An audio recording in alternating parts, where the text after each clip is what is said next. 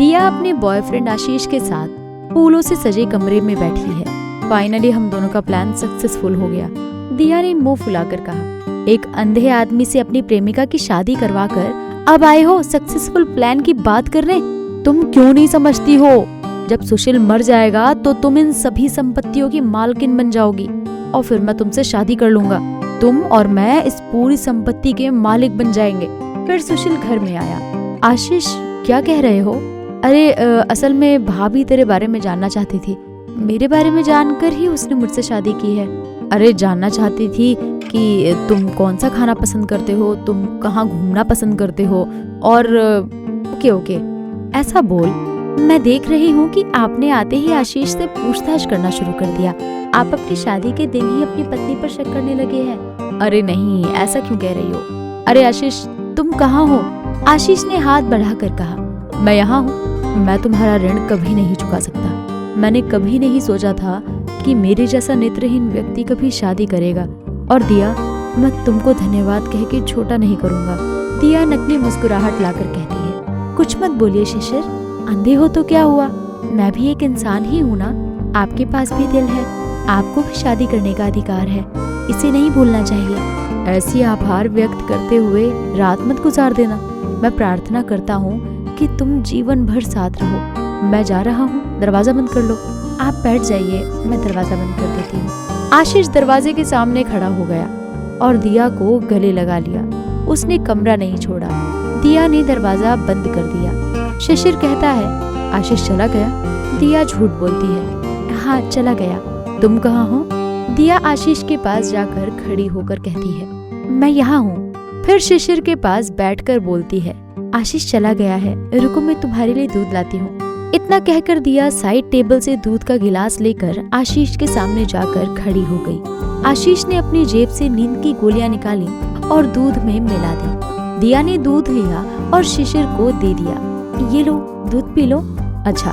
फिर उसने गिलास का सारा दूध पी लिया। ये देखकर दिया और आशीष मुस्कुराए। एक बात बताओ।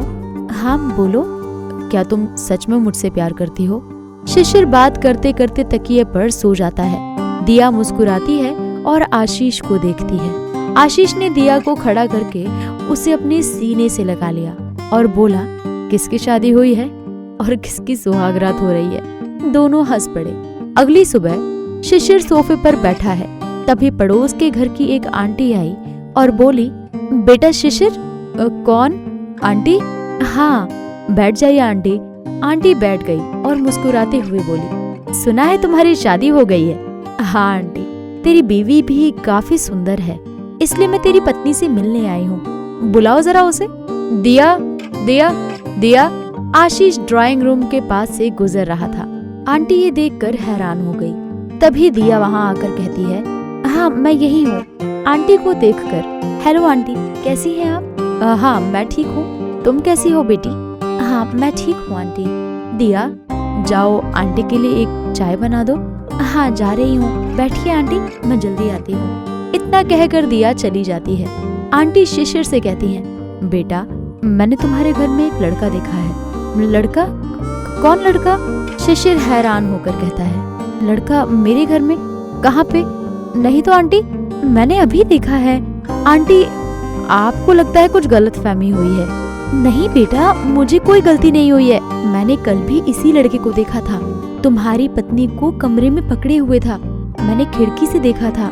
तुम्हारा दोस्त और तुम्हारी पत्नी तुम्हें धोखा दे रहे हैं। शिशिर गुस्सा हो जाता है और कहता है, आंटी इस बार आप कुछ ज्यादा ही बोल रही हैं। मैं झूठ नहीं बोल रही हूँ, मेरे मोबाइल में एक वीडियो है, तुम अपनी आंखों से नहीं देख सकते हो, इसलिए मैंने पुलिस को सूचना दी। वो आएंगे और वही करेंगे जो करना है। ठीक है आंटी, मैं देखता हूँ। इसी बीच पुलिस आ गई पुलिस। दिया चाय की ट्रे लेकर वहाँ आई और पुलिस वाले को देखकर बोली, शिशिर पुलिस यहाँ क्यों है? पुलिस क्यों आई है? जल्दी समझ जाओगे आप। ऑफिसर ये वीडियो को देखें। पुलिस को मोबाइल फोन सौंपने के बाद पुलिस ने वीडियो देखा और दिया की तरफ देखा। दिया का चेहरा डर से सूख गया था। लड़का कौन है ये? कहाँ है लड़का? लड़का अंदर है। क्या मुझे अंदर जाकर उसे लाना होगा या वो खुद आएगा? नहीं, आपको जाने की जरूरत नहीं है, मैं बुला लेती हूँ। आशीष बाहर आओ। आशीष ड्राइंग रूम में आया और पुलिस को देखकर बोला, पुलिस यहाँ? ओसी सर, अगर ये दोषी पाए जाते हैं तो इन्हें जेल में डाल दीजिए। पुलिस आशीष और दिया के पास जाकर उन्हें जबरन उठा लेती है। दिया ने शिशिर को कई बार पुकारा, लेकिन उसने कोई जवाब नहीं दिया। शिशिर सोफे पर बैठ गया और आंटी ने उसे दिलासा दिया।